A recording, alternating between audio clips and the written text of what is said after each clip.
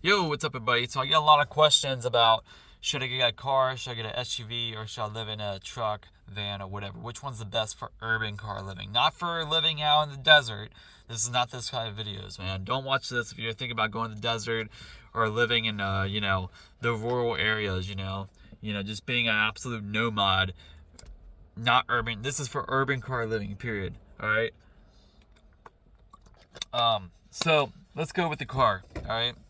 Um, if you're in a drier climate, kind of like mine, and it's not always raining once a week or snowing once a week, and it's not windy, and it's pretty neutral temperatures, like 60s during the day, 30s at night, you can do a car. If you're young, you can do a car. You can put a roof rack on there, you can put your tow kit for your bike, um, and you just put the seats down and just climb all the way in the back of the trunk and just boom, you can sleep there. If you're urban car living, one thing you do is you use it as a crash pad. Urban car living, people forget about this. You're living in urban areas, right? Suburbs or, industrial districts, commercial districts, whatever, right?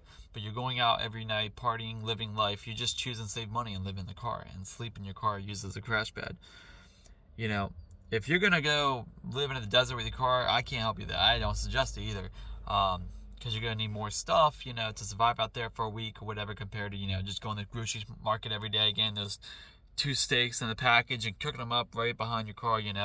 Um, yeah. So there's that. When it rains out there in the car, you have limited things you can do and limited mobility. Yeah. So for me, I live in a SUV right now. I want to get a van, and SUVs are the way to go if you're solo, period. And if you have the money, you have the cash flow, finances, whatever, get a 2026 Hyundai hybrid Palisades or whatever. Dude, they have so much space in the back. They have 3 rows of seating that folds down. And you don't need to void the warranty or any of that, because all you gotta do is add your tow kit, your spare tire under the car, your roof racks, and then what I tell people to do is like what Bob Wells did in his Subaru, is you make a shelving platform, right?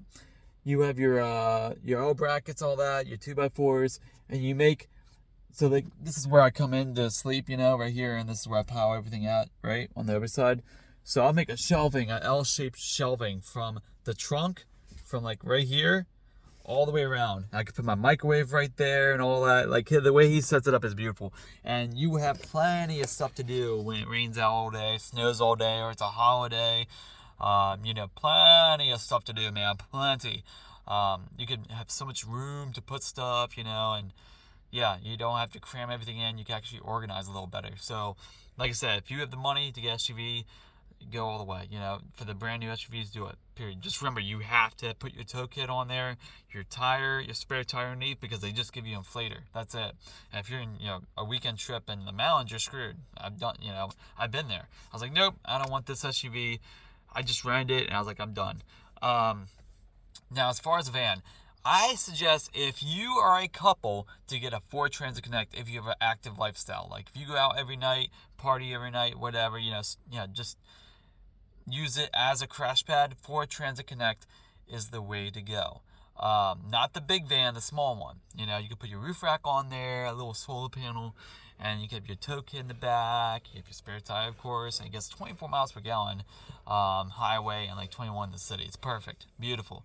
You just put your vents all the way in the back, and it's all good. It's all good. I thought that was somebody there. But yeah, dude, like that's my recommendation. If you're gonna be a couple, get a Ford Transit Connect. Don't live in an SUV, get a Ford Transit Connect if you can. Even those freaking, the '90s vans, conversion vans, all that. Watch the documentary Vanning. People used to live in them. They're made to be lived in. The old vans have that thing where you can. It's basically a futon in there that sits up basically. So yeah. I would love to get one of those vans just as a novelty, honestly. An '89 Dodge Ram or something like that, and just take it to van meets and all that. But that's just me. Have rock and roll playing 24/7 and shit. But me, if I was on my own, I have a Jeep right now. It's kind of compact, a little not too terrible, but it's good enough for me. But for perfect living your SUV, even in the desert, the 2026, those big fucking SUVs, they're perfect, dude. You fold down the seats. You don't need to really take them out. You really don't need to take them out fold them down unless you're a tall person. I'm 5'8", 5'9". I'm tall in here, but in those Ford or the Hyundai Palisade, the hybrids that just came out, I have plenty of leg room, plenty of room just to roam. It's great. I don't even need all those extra, Bluetooth options, all that. I just need my music, that's it. But yeah, if you can't afford it, get that.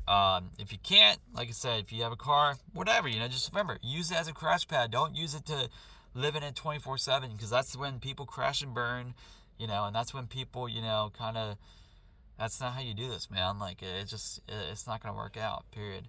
Yeah, so if you have any more questions, let me know. And here's my little advice for you. All right? Thanks for watching.